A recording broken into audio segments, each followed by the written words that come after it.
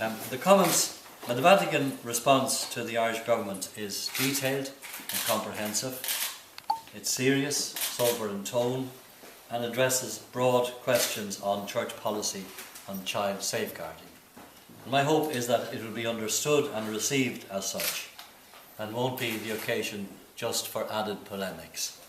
Polemics really do very little for the protection of children and for the support of survivors.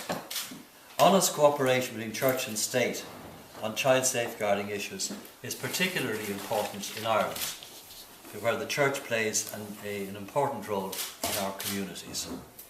The primary role and responsibility of the state in ensuring the protection of children must, however, be unambiguously recognised by all. I was struck in reading the section of the Holy See's response dealing with the evolution of policies in the Congregation for the Doctrine of Faith over the past 10 years, to find that on over 20 occasions, these documents refer to cooperation between church and state and the need for the church to respect laws on the national laws on the reporting of abuse. I'd like to comment just on a number of questions. Much emphasis is placed on an intervention by Cardinal Darío Castrillón Hoyos in 1997. I'll just say two things about that document. Effectively, if you look at the facts, the intervention did not impede the Irish bishops in unanimously approving the framework document, in applying it, in consistently developing it into the current positions of the Irish Church. And the current standards and guidance documents of the Irish Church have the full support of Pope Benedict XVI, as was said in his letter to Irish Catholics, and are described in the Cloyne Report as high standards which, if fully implemented, would afford proper protection to children.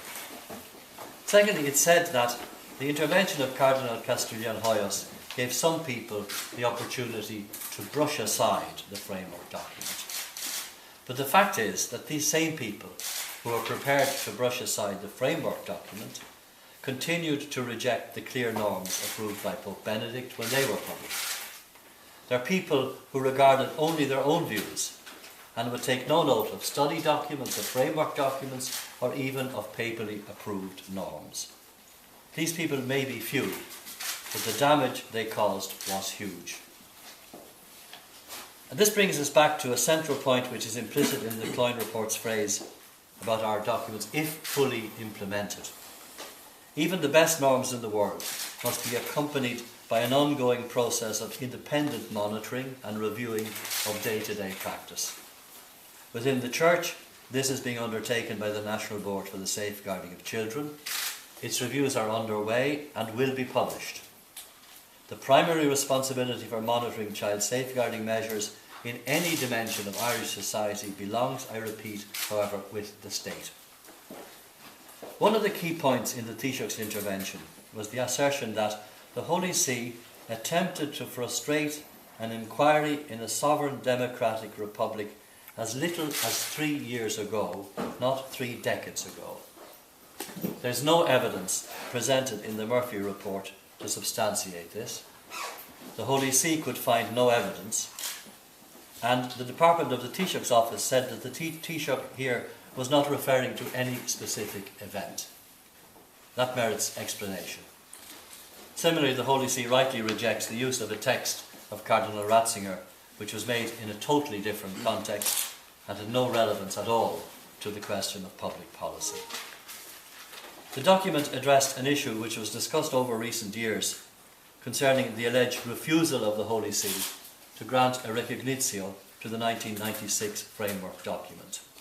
The Vatican response shows that the Irish bishops preferred not to have such recognitio and never initiated the canonical procedures which such a recognitio would require. Where do we go from now? Where do we go from here? We're at a crucial moment regarding the future of child safeguarding in Ireland. Reading the Vatican report on the discussion on mandatory reporting that took place over 15 years ago, one of my fears is that the same elements who had reservations then, and not just the Church, may well reappear today. This government is the first Irish government in history to dedicate a full cabinet ministry to children. This augurs well for the future, but we need that future be framed within a climate of cooperation on all sides. The time has long since passed to talk about child protection issues and measures only in the future tense. Ireland owes it to survivors and to children to make this new juncture in Irish society a real changing point.